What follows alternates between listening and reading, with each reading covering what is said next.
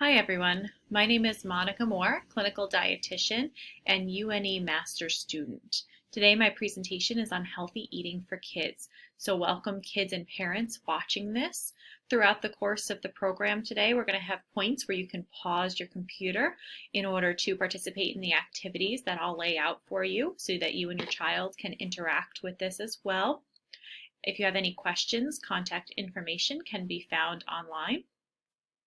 Also, PDF files will be attached to this presentation with some of the handouts that we'll talk about, copies of the slides, and some of the activity information. So let's get started. Today's presentation will include topics of fruits and vegetables and sugary drinks. For fruits and vegetables, we're going to talk about why we need them, how much we need, how to include them, and some fun activities. For sugary drinks, we're going to talk about why we should be careful with them, how much is in them, and what we should be drinking instead. So let's start with our fruits and vegetables. How many fruits and vegetables do kids really need? We always heard we should always eat our fruits and vegetables, but how much is that? You can see on the chart provided that it's different for kids versus adults. We're looking at 1 to 1.5 cups of fruits each day and 1 to 1.5 cups of vegetables each day. So that's about 3 cups total of fruits and vegetables. You can see that goes up a little bit as we get older. And ideally, we want to be eating a rainbow of colors. So we don't want to just eat the same fruit or the same vegetable all the time. We really want to be mixing it up. And we're going to talk a little bit about that going forward. So we're going to start with the MyPlate. The MyPlate is a great resource to be able to look and see how much fruits and vegetables should be on our plate when we make a meal.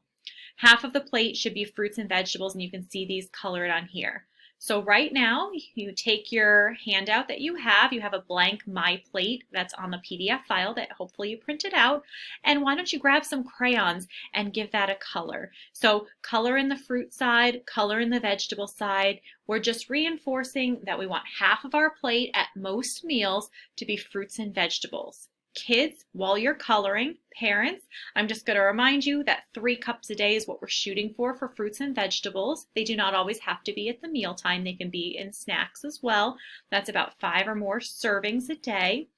And we want to vary the types that they're picking, which we're going to talk about now as well, about how to do that, but making sure that you're really encouraging a rainbow of colors. And for the grown-ups in the room, this is also important for you too, to be able to fill half your plates with fruits and vegetables, because for grown-ups, remember, we're looking for even more fruits and vegetables daily. And kids, we know that you watch what your grown-ups are doing.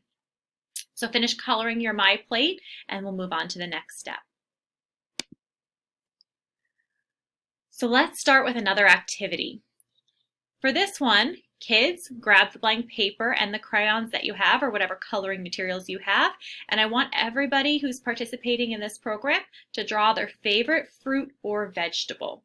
Parents, certainly feel free to join in, either help your kid draw or draw your own favorite fruits or vegetable. And you can pause this for now while you're doing the activity and resume it when you're done. Thank you for doing that. So why don't you share with your adult and your kid which fruit and vegetable you picked and why you like it. And we're just trying to establish that we have at least one fruit or vegetable that we're all willing to eat. Once you've shared with your child or your grown-up, let's resume. We're going to backtrack for a minute now that we've identified we have at least one fruit or vegetable we like and how much we need a day, and talk about why we need them. Fruits and vegetables are high in fiber. This keeps our digestive system, our stomachs, really healthy and regular, keeps everything working the way it should. They're high in vitamins and minerals. So for example, vitamin C is good for the immune system, which keeps us healthy, keeps us from getting sick. It's good for our teeth, keeps them strong. It's good for healing. So if we get a cut on our skin or we get a bone break or something like that, it helps us heal a little bit quicker. Vitamin A, for instance, is good for our eyes. So all of the fruits and vegetables have different vitamins and different minerals that are in them that help us in different ways. So that's again why it's really important to do that rainbow of colors we talked about. So Let's get on to our next activity. This one, we're going to talk about that rainbow a little more. So we're going to list some fruits and vegetables. And what I want you to do at home, parents, please feel free to help your kids with this, is I want you to write down on paper some headers. So write down the different colors of the rainbow and underline each one so that you can create some lists. So red, blue, yellow, purple, write all these different colors down. And then what I want you to do together is list some fruits and vegetables that go into each category. So for instance, red, we'd write down red, and then underneath it we're going to list a bunch of fruits and vegetables that we can think of that are red. And you don't have to list everything, but a few. So strawberries, cherries, peppers, tomatoes. Those are all great red examples. And you can see on this picture on this slide, there are some ones on here for you to look at too. So go through, do the different colors, and try and list at least a few fruits and vegetables on each color. So I want you to pause right now and complete that. And when you're done listing and have at least a few under each color, some can be challenging, try and find some purple things. I want you to resume it when you're ready. So I hope that you found that helpful to be able to list some different fruits and vegetables. And this is a great way to remember that there's tons of them out there. We don't have to eat just broccoli or try and force our kids to eat just broccoli. We can really make some good variety here. So how can we add more in daily? Thinking about how many different types there are now, how can we just get more in? So some strategies, this is for the parents, some strategies: offer different varieties often and without pressure. Don't force your child to eat them, but definitely encourage it and offer it often. Offer them as snacks or to have an option at mealtime. So offer a fruit and vegetable at every meal. They may or may not eat it, but it's offered. Add fruits to already liked foods. For example, if your kid likes ice cream or cereal, put some berries on top. Sure, ice cream's not a food we should be eating a lot of all the time, but sometimes we're going to eat it. So on top, if we can add some berries or some sliced strawberries or some cherries, if we can add real whole fruit on top, we're making it just a little bit healthier and we're getting that extra fruit and vegetable serving in. Try things in different forms. So for example, apples. If you've tried apples, or you kids have tried an apple and you say, you know what, this just isn't for me, try some different ways. Try it cut in slices. Try it dipped in caramel. Try it with an apple sauce. Try baked apples with a little cinnamon on top, baked in the oven. There's lots of different ways to do fruit that still keeps it healthy and still gets it in our bodies, but that's not just the same old thing. And sometimes with texture, sometimes we like things that are crunchy, sometimes we don't. Sometimes we like things softer or mashed up. And so if we can try to do that with our fruits and vegetables, we might actually eat more. For example, carrots is another one. If you've tried carrots before, just a raw carrot, and you don't like how crunchy it is, try them cooked. They're much softer. They also taste a little bit different.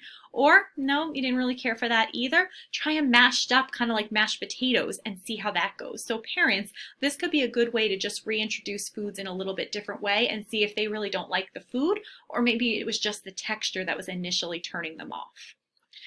We want to encourage everybody to help with the food selection, whether it be selecting it in the grocery store, picking it out at home, washing it, cutting it with kid-safe knives, or, just kind of putting things together in the kitchen. This encouragement will help everyone participate and want to actually try what they made. Letting kids pick the fruit and vegetable to try. So again, including everybody in the process of meal prep. And allowing fruits and vegetables to be fun. Experiment a little. If you like smoothies, try all different kinds of smoothies. Put lots of fruits and veggies in there. Kids, be creative about what you want to try mixing together. See how it tastes. If you don't like it, try something else. So fruits and vegetables and healthy eating in general should be something fun and exciting. It shouldn't be a chore. So this leads us to trying new foods. One of the things that's hardest, I think, for people is trying something new. And with kids, we see this very often. We eat the same things, right, kids? We eat chicken fingers and French fries and mashed potatoes. Maybe we don't eat too many fruits and vegetables yet. So trying new foods can be a challenge, but as a family, there's lots of ways to be able to improve that. We just talked about some strategies, but there's also a way to do a list with your child in order to really see what they will or will not eat. So kids, if you're thinking, I have a certain food in my head and I will not eat it no matter how much you pay me, well, that's okay. We all have certain foods that we just don't care for. But there's a lot of foods that maybe you've never tried before. And this tool, which is a kind of a fun list game that you can do with your grown-up, is a way to tease out or figure out which foods you really like, which ones you really don't like, and which ones maybe you just haven't tried or you're curious about. So think of a stoplight or traffic light, and we have our different colors. We have our red, which means stop, we have our yellow, which means slow down, and we have our green, which means go. So when we're thinking about making our stoplight food list, we're going to use those strategies. Red means stop. That's a no. I do not like these foods. I do not care for them. I will not eat them. Green, which means go. Yay, I like these foods. I will eat these foods. These are my favorite. I'll definitely have these. And yellow is the one that we're going to focus most on. Yellow is that maybe food. Maybe I'll try it. Maybe I've never tried it. Maybe I should try it. So now we get to our next activity again. This one, we're going to fill out a stoplight list together, and grown-ups, help your kids. Kids, I want you to really lead this activity, really do this kind of from your perspective. I want you to take a piece of paper and I want you to write a column for green, a column for yellow, and a column for red. And on there, I want you to go through, and again, you can pause the video for this. I want you to go through and make a list of a few fruits and vegetables that you can put into each category. So a few fruits and vegetables that you like on the green list, and it might be short right now. That's okay. We're going to build it up and it's going to get bigger over time. A few fruits and vegetables on the red list. These are the ones you will not eat, do not like, have tried, and won't try again. And it's okay to have a few foods on that list. And then we're really going to focus on the yellow list. So that's the ones that you've never tried before, ones that you maybe have tried a really long time ago but want to try again or should try again, and foods that you're curious about, fruits and vegetables that you have seen but you don't really know what they taste like, and you might be open to trying them. So pause the video and take a look at your lists together with your grown-up, and we'll come back and circle back around to it. Resume when you're ready. Thank you for completing the activity. I hope you found that interesting. And parents, I hope you found it interesting to see what foods your kids put on that yellow list and really what things they're interested in trying or open-minded to try. And even if there's just a few foods on there, it's a start, and it's a great way to kind of allow the kid to be able to make the decisions and guide this experimentation of trying new foods. Kids, I hope that you found it really helpful as far as seeing, okay, it's okay to say no to some foods, but I'm going to compromise and meet my grown-up in the middle somewhere and try some new foods. And so what you do with this list now that you have it is you start working on moving those yellow foods, those maybe foods, into either the green or the red category. So, and that requires trying them. So next time you go to the grocery store, pick one fruit and vegetable from the yellow list. It does not have to be a lot. Pick one and try it and see what you think. If you like it, great. It gets moved to the green list. It's a food that your mom or dad can now start working on including into the menus at home. If you don't like it, try it in a different way like we talked about. Try it cooked, try it seasoned, try it cold, try it hot. And if you still don't like it after a few different ways, then move it over to the red list. It's just not for you, and that's okay. And then the next time your grown-up goes shopping, you pick another food from that yellow list to try. And you keep doing this, and eventually your yellow list will grow because you'll see more foods in the grocery store that you're curious about. And also, the foods will start to drift over, hopefully some into the green side, and you'll have more fruits and vegetables to work with to get that variety, and also new things to work into your snacks at school or your snacks after school or meal times. So now we'll pause for any questions about fruits and vegetables. When you're ready, you can resume part 2, which is sugary drinks.